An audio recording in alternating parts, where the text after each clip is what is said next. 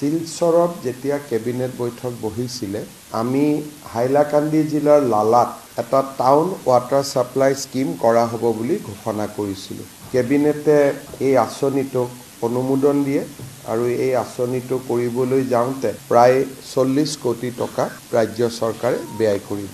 Bureau of economic offence বুলি অসম চৰকাৰত এটা এজেন্সি আছিল। যোৱা 4-5 বছৰ তেওঁলোকে বছৰত 2 বা 3টা কেছে কৰে আৰু GST অহাৰ পিছত টেক্স ইভেশনৰ কেছবিলাকো তেওঁলোকৰ হাতত নোহোৱা হৈ গ'ল। সেইকাৰণে আমি BIO আৰু ভিজিলেন্স এন্টি কৰাপশ্যনক সামিল কৰাৰ সিদ্ধান্ত লৈছোঁ যাতে বেছি পুলিচ অফিচাৰ পালে ভিজিলেন্স আৰু এন্টি কৰাপশ্যনে তেওঁলোকৰ এন্টি কৰাপশ্যন ড্ৰাইভটো আৰু বেছি ষ্ট্ৰং কৰিব পাৰে। দীৰ্ঘকালীন OBB এটা সমস্যা আছিল। কিছুমান শিক্ষকে OBB চাকৰি পালে নাপালে, চাকৰি বাদ পৰিলে। আমি নলবাৰীত ঘোষণা কৰিছিলোঁ যে এওঁলোকক চাকৰিটো দিব নোৱাৰি, কিন্তু মুখ্যমন্ত্ৰীৰ আত্মনিৰ্ভৰ অসম আঁচনি যদি আবেদন কৰে তেওঁলোকক আমি 2 লাখ টকা কৰি এটা এককালীন অনুদান দিম। 347 গৰাকী OBBৰ আবেদন আমাৰ লগত আছিল। ৰাজ্য চৰকাৰে এখেতসকলক 2 লাখ টকাকৈ দিব সিদ্ধান্ত লৈছে যাতে বিষয়টোৰ এটা নিষ্পত্তি হ'ব পাৰে। ফাইনেল যেটো নিষ্পত্তি বুলি কয়। ৰাইজক যেটো বিদ্যুতৰ দাম APDCL কমাই দিছে তাৰ ফলত যাতে তেওঁলোকৰ বহুত বেছি লোকসান হ'ব নালাগে সেইকাৰণে কেবিনেটে 500 কোটি টকাৰ সাবসিডি এমাউন্ট এটা ইলেক্ট্ৰিচিটি বোৰ্ডৰ বাবে মঞ্জুৰ কৰিছে। 300 কোটি টকা এজ এ টাৰ্গেটেড সাবসিডি আৰু 200 কোটি টকা এজ এ নৰ্মেল সাবসিডি। আগতে কোৱাৰ দৰে নৱেম্বৰ মাহত আমি ইলেক্ট্ৰিচিটি যেটো টেৰিফ আৰু এবাৰ ৰিভিউ কৰি জনসাধাৰণক সকাহ দিয়াৰ ব্যৱস্থা থাকিলে আৰু অধিক সকাহ দিবৰ বাবে চেষ্টা কৰিম। আমাৰ অসমত জলমিত্ৰসকল আছে।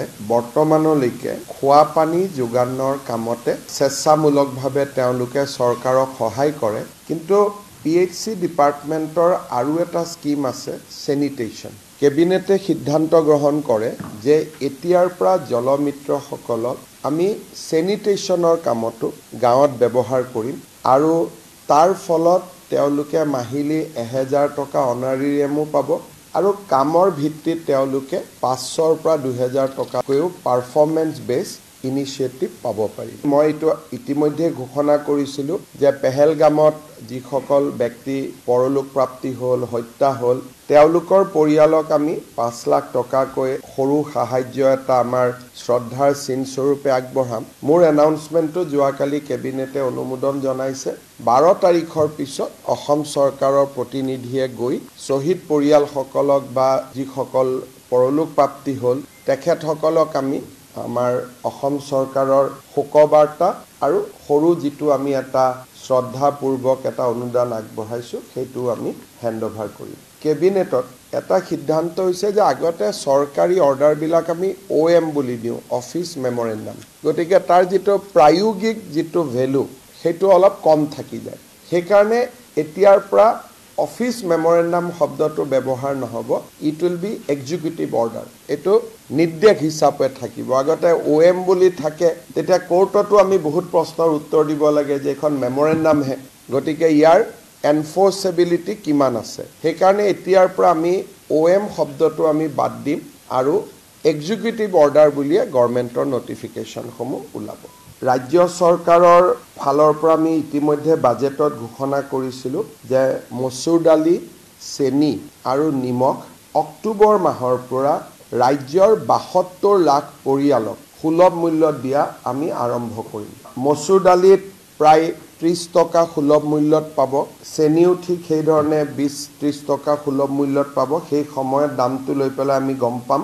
আৰু নিমখো প্ৰায় 10 টকা কম মূল্যত পাব। এই আঁচনিখন ৰাজ্য চৰকাৰে অনুমোদন জনায় আৰু এই আঁচনিখন প্ৰণয়ন কৰাৰ বাবে ৰাজ্য চৰকাৰে নিজৰ বাজেটৰ পৰা প্ৰতি মাহত প্ৰায় 60 কোটি টকা ব্যয় কৰিব লাগিব। বাকি টকাটো কনজিউমাৰে দিব, কিন্তু সাবসিডি এমাউন্টটো ৰাজ্য চৰকাৰে নিজৰ পুঁজিৰ পৰা দিব।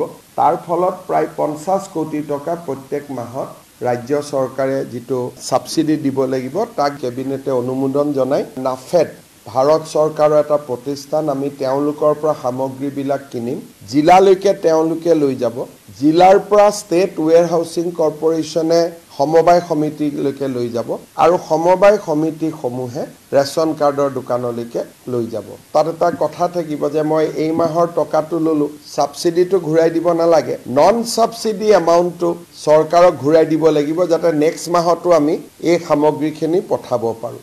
আমাৰ বহু দিনৰ পৰা অসমত আমি এটা কথা চিন্তা কৰি আছিলোঁ যে PWD ৰাস্তা বনাব লাগে, মথাউৰি বনাব লাগে। তাত আমি MGNREGAৰ টকা আৰু ৰাজ্য চৰকাৰৰ টকা দুইটাৰ কনভাৰ্জেন্স মডেল এটা কৰিব পাৰোঁ নেকি।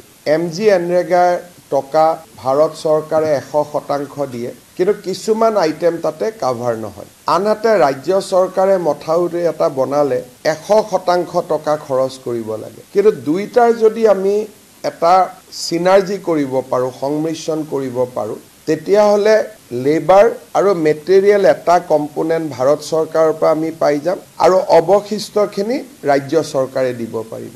তেনেকৈ PWD ৰাস্তাটো যদি এটা ৰাস্তা বনাওঁতে 1 লাখ টকা লাগে, যদি MGNREGAৰ ভিতৰত আমি তাক সোমাই ল'ব পাৰোঁ, তেতিয়াহ'লে 40% টকা কেন্দ্ৰীয় চৰকাৰৰ পৰা আমি MGNREGAৰ জৰিয়তে ল'ব পাৰিম, 60% ৰাজ্য চৰকাৰে দিলেও হ'ব।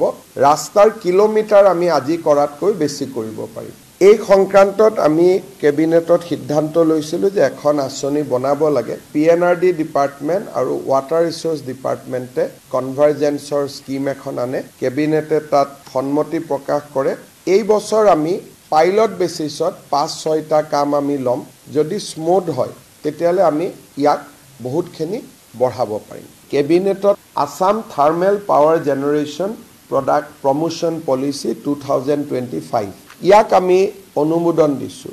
2030 চনলৈ অসমক আজিৰ তুলনাত 3000 মেগাৱাট বেছি পাৱাৰ লাগিব আৰু 2032 চনলৈ আমাক 5000 মেগাৱাটছ পাৱাৰ লাগিব আৰু এভৰি 2 বছৰত 1000 মেগাৱাটছ পাৱাৰ ডিমাণ্ড অসমত বাঢ়ি গৈ থাকিব। সেইকাৰণে প্ৰথমবাৰ আমি এখন এগ্ৰেছিভ থাৰ্মেল পলিচি আমি আৰম্ভ কৰিছোঁ যে অসমত যোনে থাৰ্মেল প্ৰডাক্ট কোম্পানী লগাব খোজে, এই পলিচিখনত আমি প্ৰথম কৈছোঁ যে আমি মাটিটো বিনামূলীয়াকৈ দিম।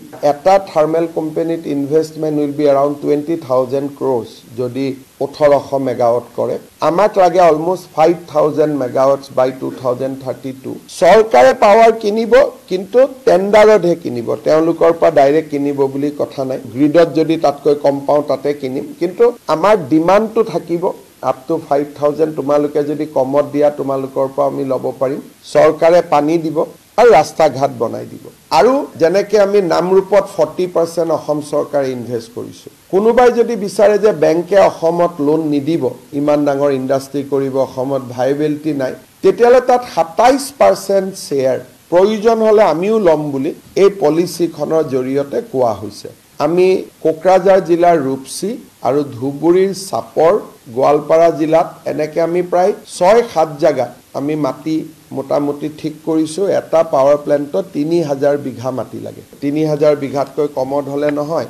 লগত আমি আৰু এটা সুবিধা দিছোঁ যে ইয়াতে থাৰ্মেল পাৱাৰ কৰিলে আমি অসমক প্ৰয়োজনীয় পাৱাৰখিনি দিয়াৰ পিছত তেওঁলোকে যদি বাংলাদেশ, ভূটান, নেপালতো দিব খোজে বা পশ্চিমবংগতো দিব খোজে, মেঘালয়কো দিব খোজে, ত্ৰিপুৰাকো দিব খোজে, দিব পাৰিব।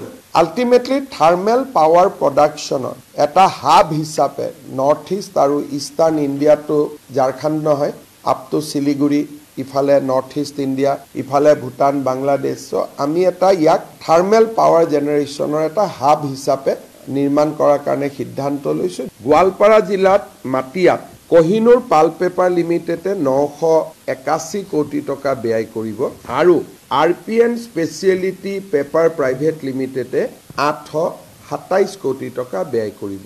এই দুইটা প্ৰস্তাৱত কেবিনেটে অনুমোদন জনাইছে। ইউফ্লেক্স নামৰ এটা কোম্পানী, তেওঁলোক মাটিয়াতে বহিব, EV বেটাৰীৰ কম্পোনেণ্ট বনাব। তেওঁলোকে 378 কোটি টকা ব্যয় কৰিব। তেওঁলোকৰ প্ৰস্তাৱতো কেবিনেটে সন্মতি জনাইছে। SKJ clean environment venture limited, mineral ৱাটাৰৰ বটলবিলাক যি ৰাস্তাই ঘাটে পৰি থাকে, এইখিনিক তেওঁলোকে ৰিচাইকেল কৰি আমাৰ প্ৰদূষণৰ পৰাও কিছু পৰিমাণে ৰেহাই দিব আৰু ইয়াক নতুন এটা প্লাষ্টিকলৈকে ৰূপান্তৰ কৰিব।